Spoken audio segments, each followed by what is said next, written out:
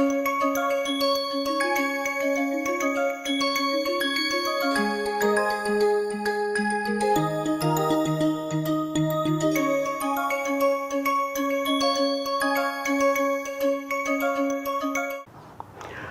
everyone, I would like to welcome you all to this lecture of today. First we will look at what we did last time in a very brief manner.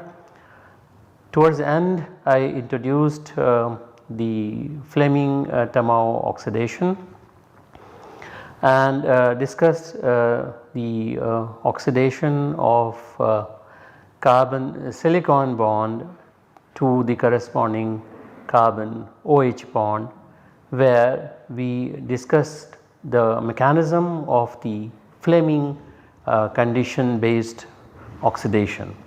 So, what we had discussed last time was that if one has a substrate of this type where we have a phenyl ring attached and there are two groups which are attached here, and of course you have the substrate on which we have say here we put it R1, and this is the if we put it as R2 here and this as R3, then we have the asymmetric center here. And what we discussed was that in the presence of potassium bromide per acetic acid like this and acetic acid as a solvent, one can convert the substrate to the corresponding alcohol with the retention of the stereochemistry here. What we did was proto desilylation, and we proceeded via the corresponding halide which is present on the silicon, where you have the phenyl ring was replaced by X, which is like a bromine, and then of course we went further. So, there was this conversion of this silicon substrate to the corresponding silicon halide substrate, and then we did the oxidation with the per acid here. Say you had CH3 CO3H, which underwent somewhat like Baeyer-Villiger oxidation type of substrate, and finally basic workup followed by protonation led to the corresponding alcohol like this here. So, we will see now how this two-step process can also be done in a slightly different way, and how modifications have been done to get one step or one pot operation. So, this two pot operation which I showed where a substrate of this kind was reacted with potassium bromide and peracetic acid. But one can also use somewhat different reagent systems such as HBF4 fluoroboric acid or BF3 etherate and acetic acid combination, and these act as source of proton as well as F minus as a nucleophile. So, instead of getting what we saw last time, instead of getting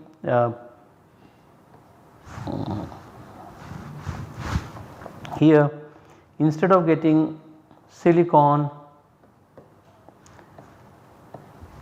and bromide, what we saw the last time, instead of bromide, now what you will get is fluoride, because it HBF4 as well as BF3 acetic acid is a source of F minus.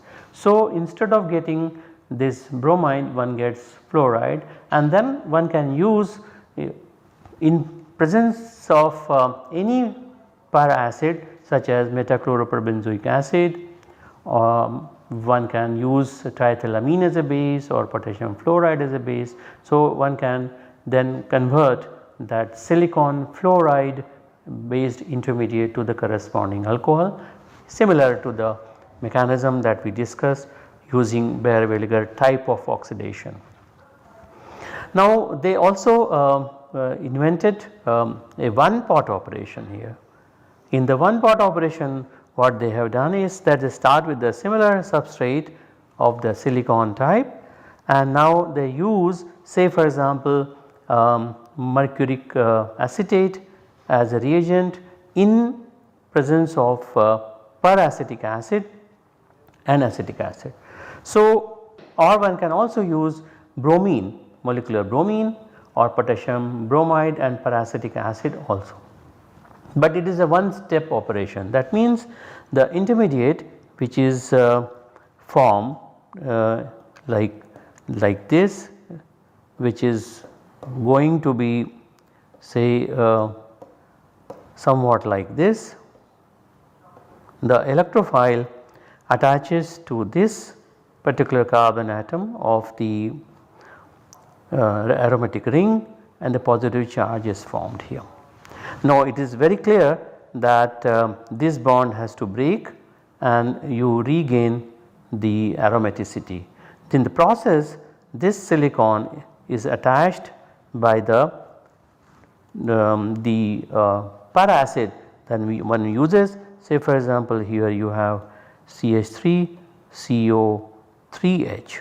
So, your para acid attacks onto this silicon in the same pot, leading to the corresponding intermediate which is expected to undergo the rearrangement of which I termed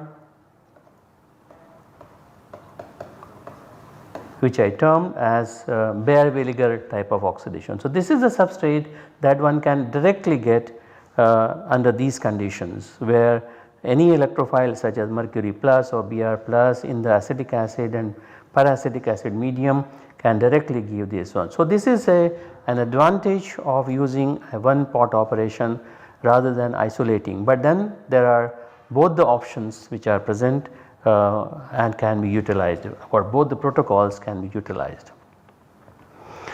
So, as I said, the electrophile reacts with the benzene, and now your nucleophile can directly attack on this one, and this particular X is not a halide, not bromide or any other halide, not bromide ion or bromine, but it is as I explained earlier, that directly the electrophile allows the acid, the peracid, to react to form this substrate, and which undergoes oxidation eventually to form the corresponding alcohol. Now, what is the evidence for retention of stereochemistry in Tamao-Fleming oxidation? The evidence was provided by a set of experiments that Tamao reported. What he did was he started with a silicon containing moiety like this, which is a bicyclic bridged molecule, in which he had the carbon silicon bond in an exo oriented fashion. Of course, there will be substituents as somehow used on silicon like this. When he carried out the oxidation under his Tamao oxidation condition, then what he obtained was the exo alcohol, which was 100% exo. In a similar fashion, when he started with another molecule in which the silicon now was endo-oriented, this particular compound had 95% silicon in endo orientation. This particular molecule led to the formation of the endo product again in 95%, indicating that there is a 100% retention of the stereochemistry. This set of experiments clearly indicate that there is a retention of stereochemistry in Tamao-Fleming oxidation. Now in Tamao oxidation, the more reactive fluoro or chlorosilane are used, in which silicon is a stronger Lewis acid and shows more metallic character than the substrates used in the Fleming oxidation. So you have a substrate like this, which is SiR2X, where X is chlorine, fluorine, hydrogen, OR, NR2. These are the substrates, these are the groups which are used on silicon while carrying out the Tamao type of oxidation, which I have not yet discussed in detail, but now we will do that. Now further activation by a fluoride ion then leads to a pentavalent intermediate, which is able to bind hydrogen peroxide.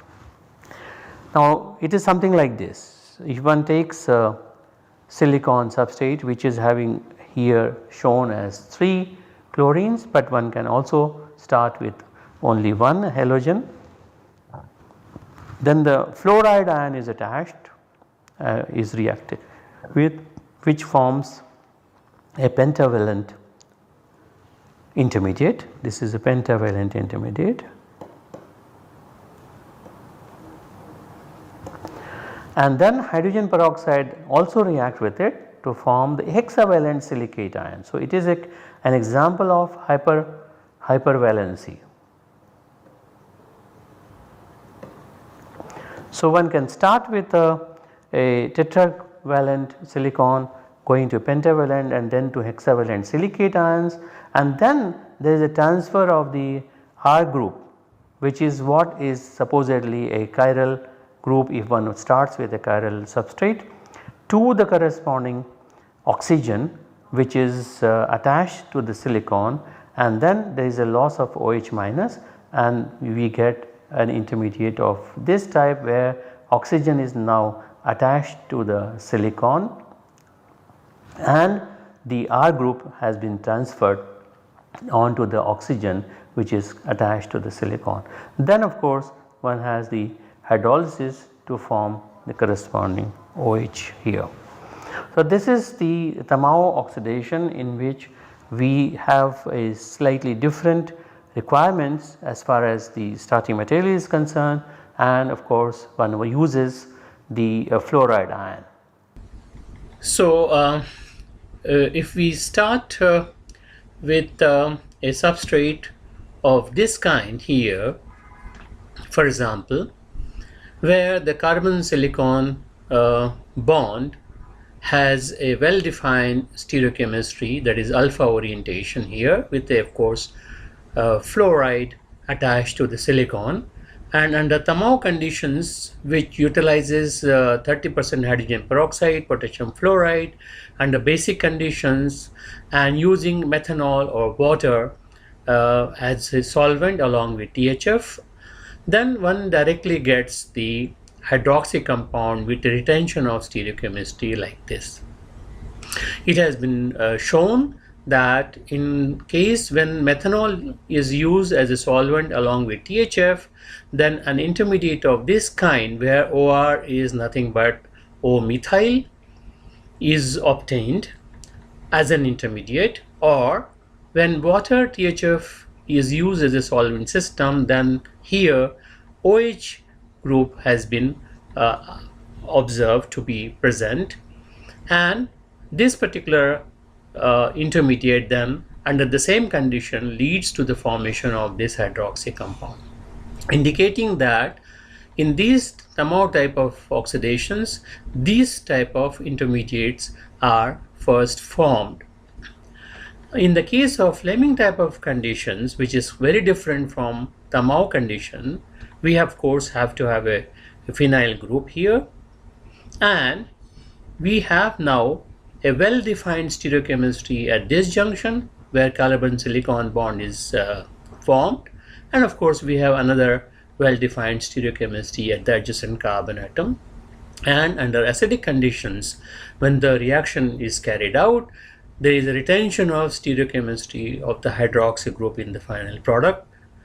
In a similar fashion, irrespective of the stereochemistry of this particular carbon carbon bond here, if this is alpha oriented, then of course, irrespective of the stereochemistry of this and this, whatever is the stereochemistry of the carbon silicon bond, that is what is translated into the final product. That means there is again retention of stereochemistry. So looking at these two examples, it is very clear that the stereochemistry on the next carbon atom here doesn't have any influence on this stereochemistry of the final product.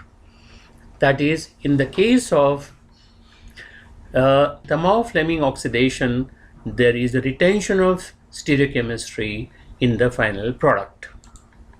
Now there is a very interesting reaction that we would like to look at it, where this particular organosilane compound has been converted into a very useful dihydroxy molecule of this kind, which is a useful synthon in organic synthesis.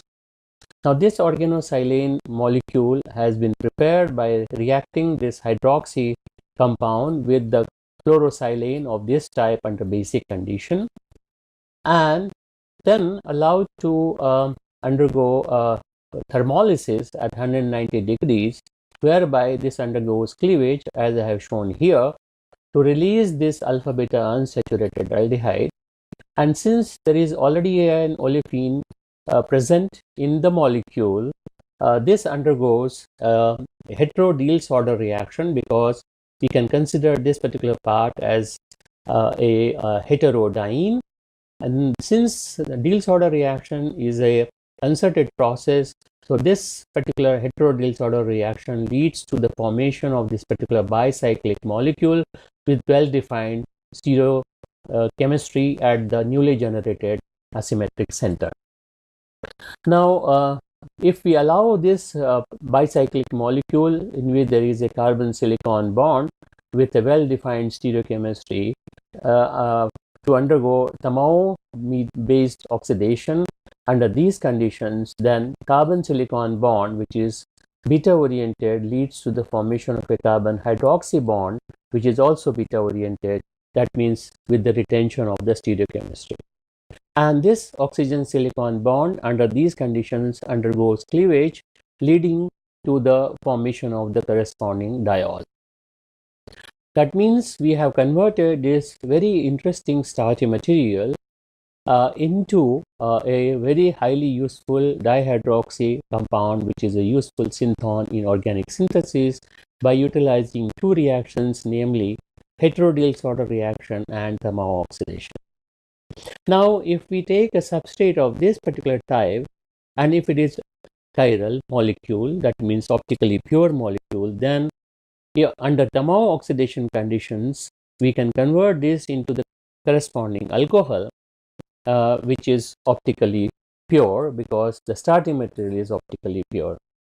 And this particular starting material can be prepared from this olefin, which is an aromatic alkene, by enantioselective hydrosilylation, a process that has been described in this particular paper. Now we have substrates of this type, alkenyl silanes, which can under neutral or basic conditions which employ something like this.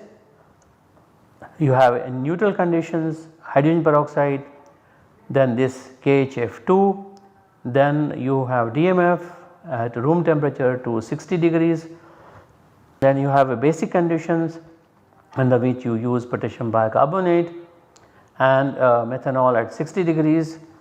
Under these conditions, when a substrate of this type, which has one hydrogen present here, leads to the corresponding aldehyde. That means under these conditions what is formed is something of this type.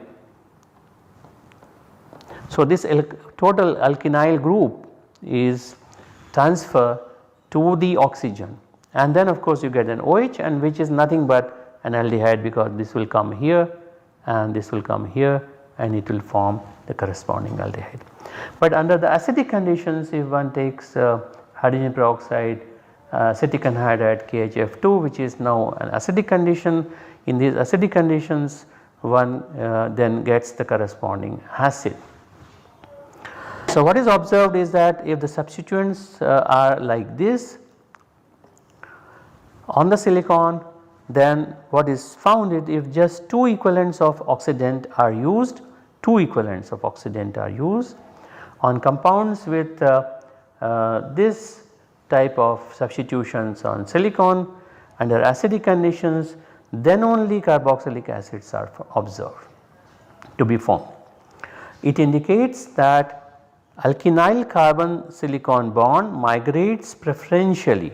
So, this is the migration, this is the alkynyl silicon bond that migrates to the oxygen of the oxidizing agent like hydrogen peroxide, then that forms an intermediate of this kind. Here the methyl silicon bond is not transferred or does not migrate. When the acid is used here, the hydrolysis will give the aldehyde by the same way as the earlier, and that forms the corresponding aldehyde, which again reacts with the oxidant to form like peracetic acid or hydrogen peroxide is added in this, one gets the oxidation to the corresponding acid. So, basically it indicates that under acidic conditions you have a slightly different, where you have the acetic anhydride that is used that leads to the peracid here, and this is what the peracid is, and that undergoes oxidation of this type to form the acid. So, this alkynyl silanes are utilized to get to the corresponding aldehydes or to the acids, but of course if one starts with a substrate in which there are 2 substitutions here, this was mono substituted, and if it is a di substituted, then obviously you will get the